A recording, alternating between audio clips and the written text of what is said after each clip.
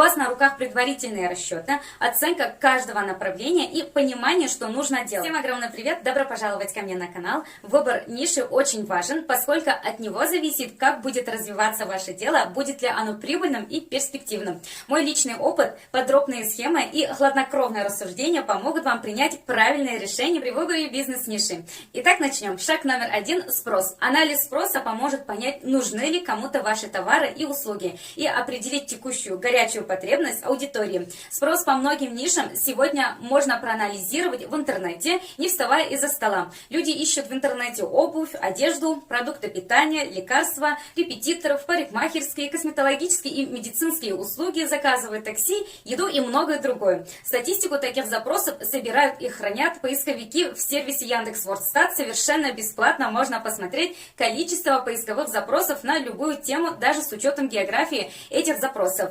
Конечно, основывать бизнес-решение исключительно на этой информации нельзя, но общую и в достаточной степени репрезентативную картину составить получится. Можно делить пополам число запросов, которые покажет вам Вордстат. Чтобы получить более разнообразную информацию, можно использовать статистику запросов в сервисе Google Trends и в рекламном кабинете mail.ru. Об этом подробнее расскажу в следующем видео, поэтому подписывайтесь на канал, чтобы не пропустить полезную информацию. Но не всегда в исследованиях спроса можно ограничиться анализом информации, доступной онлайн. Например, если вы хотите открыть круглосуточный пункт горячего питания на автовокзале, за данными для анализа вам придется идти на тот самый автовокзал. Смотрите, как пассажиры удовлетворяют свою потребность в еде, выстраивается ли очередь в местный буфет, пользуются вендинговым автоматами или предпочитают присесть в уголке на чемоданах и развернуть фольгу с запеченной дома курицей. Вы как думаете, вообще стоит ли открыть свое дело в наше время? Напишите в комментариях, думаю, не только мне, но и многим это будет интересно. Жду ваших комментариев.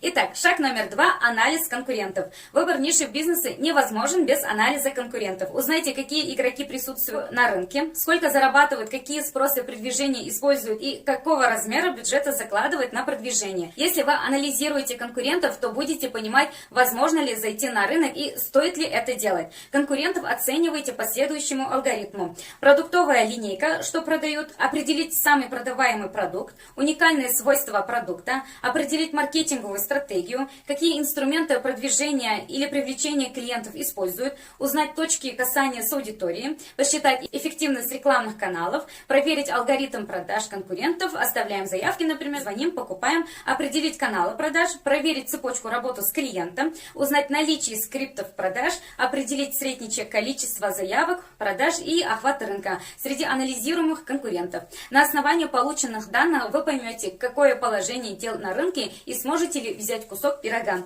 Также на основании анализа конкурентов проведите SWOT-анализ, который поможет отстроиться от конкурентов. А какие есть бизнес-идеи в кризисе для маленьких и также больших городов, я вам рассказывала, ссылку оставлю в описании под этим видео, обязательно посмотрите. Шаг номер 3 – целевая аудитория. Для каждого из выбранных направлений определитесь с целевой аудиторией. Вы должны четко понимать, какую прослойку людей вы намерены обслуживать и какие потребности удовлетворять. Чем больше показателей вы сможете учесть в анализе, тем более точные результаты получите, тем больше денег сможете сэкономить на рекламе на старте вашего предприятия. Учитывайте пол, возраст, уровень дохода, наличие детей и домашних животных, место работы, также хобби, интересы и любые другие признаки, которые могут повлиять на принятие решения о покупке в выбранной нише. Например, для студии татуажа может быть интересно наличие татуировок, а продавцы подгузников внимательно должны анализировать потребительские пристрастия молодых родителей. Узнайте, что влияет на принятие решения о покупке. Подумайте, почему эти люди должны покупать именно у вас, а не решать свою проблему иным способом. Оцените общее количество потенциальных потребителей. Чтобы узнать больше о потенциальном клиенте, можно обратиться к социальным сетям. Введите в окно поиска все известные вам характеристики вашей целевой аудитории. Выберите несколько человек из полученного списка и постарайтесь отыскать в их профилях еще какую-то объединяющую их информацию. Шаг номер 4 – цикл сделки и маржинальность. Маржинальность – это разница между себестоимостью продукта и ценой, по которой вы его продаете. Другими словами, это то, что вы можете заработать. Например, вы закупили ручки по 50 рублей за штуку, в продажу вы их пускаете по 85 рублей за одну штуку. И продав 100 ручек, вы заработаете 3500 рублей. Считается, что чем выше маржинальность товара, тем лучше эта ниша для бизнеса. Но не все так сладко, ведь нужно учитывать цикл сделки. Цикл сделки – это время от знакомства клиента с продуктом до его покупки. Шаг номер 5 – сезонность бизнеса. При анализе необходимо выявить и сезонность бизнеса, которая выражается в том, что уровень продаж меняется в течение года. В той или иной степени сезонными являются почти все виды бизнеса. Традиционный спад потребительской активности наблюдается летом, а пики спроса в каждом виде бизнеса свои. Например, в розничной торговле самыми горячими являются предпраздничные дни, когда люди стремятся закупить продукты к праздничному столу и подарки для друзей и родных. Детские развивающие центры обычно переживают пик продаж в ноябре и в апреле, а январь и летние месяцы показывают спад продаж. Продавцы мороженого и прохладительных напитков радуются жарким дням, а зимой вынуждены переключать свое внимание на какой-то другой ассортимент, чтобы не работать в убыток. Сезонность необходимо учитывать в своем бизнес-плане, чтобы вы могли спокойно пережить периоды вынужденного простоя. Сезонность можно отследить и по графикам Яндекс.Вордстат. Достаточно запросить информацию за несколько лет, а затем оценить пики и спады на представленных графиках. Шаг номер 6. Разрабатываем рекламный посыл и четкую визуализацию. Как только вы определились с нишей, надо придумать, как донести ваше уникальное торговое предложение до потребителей и обозначить позицию. Делается это с помощью рекламного посыла, но он должен быть понятным, однозначным и коротким. Ваша задача в таком коротком обращении сказать клиенту то, чем вы отличаетесь от других, запомниться и выделиться. Шаг номер 7. Проверьте каждую нишу по 5 главным критериям. Первое – понятность и простота. Оцените свои знания в выбранной области, время на запуск и наличие соответствующего бюджета. Знаете ли вы все нюансы и тонкости этого бизнеса? Ведь сразу запустить дело по строительству гидроэлектростанции вряд ли получится. Второе – средний доход. Прикиньте, сколько примерно вы сможете заработать с каждой сделки. Сравните, в какой нише будет выгоднее работать, если брать во внимание схему затраты-результат. Третье – получение дохода. Есть ниши, где деньги вы можете увидеть месяцы спустя, например, строительство жилищных комплексов. А есть варианты с коротким циклом. Продажа товаров, например, где вы получаете деньги сразу же после передачи продукта покупателю. У новичков обычно нет времени ждать деньги. Нужна мгновенная окупаемость. Также посмотрите видео про инвестирование для начинающих, где я подробно рассказывала, какие есть варианты инвестиций.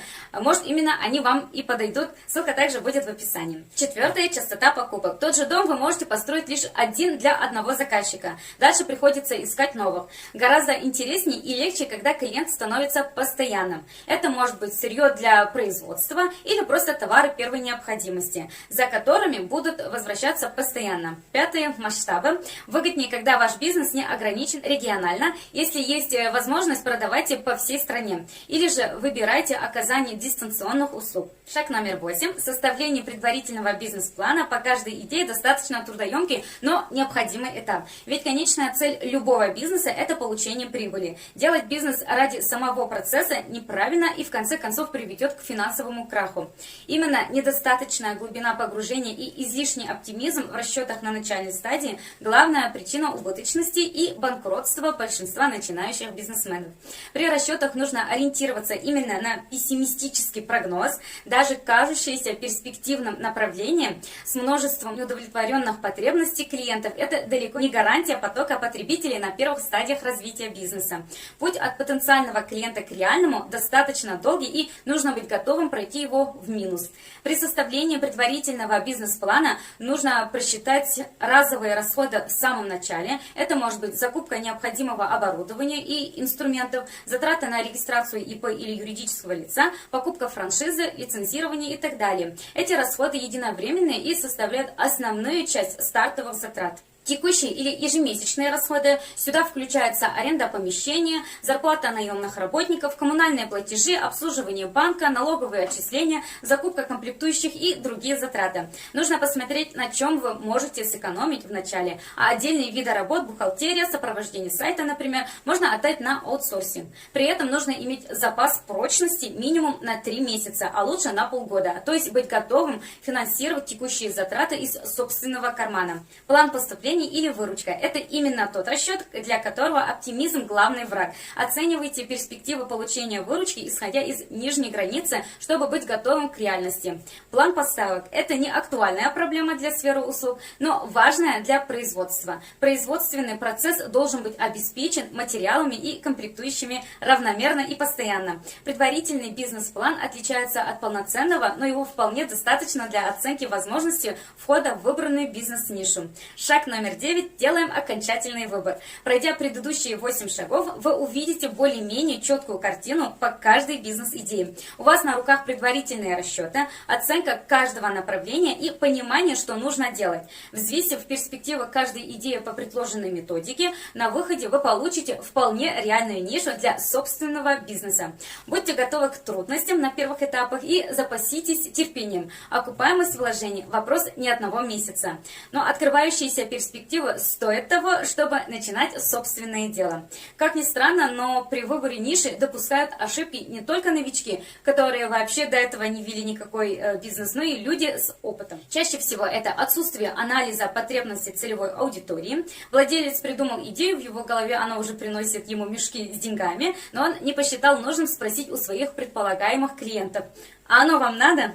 Отсутствие реальных просчетов. На практике все оказывается не так гладко, как было продумано, и идет все не по такому идеальному плану. Отсутствие стратегии. Многие считают, что нужно просто начать, а как оно будет дальше, время покажет. И время показывает, что бизнес заканчивается толком и не начавшись. Ниша для бизнеса будет эффективной только в том случае, если ее хорошо изучить, провести подробный анализ. Только имея полную картину, представление с самыми мелкими деталями, можно начать развивать свое дело. Напишите в комментариях, как вы думаете, каким бизнесом лучше заняться и стоит ли. Жду ваших комментариев. А у меня на этом все. Скоро увидимся. Всем пока-пока.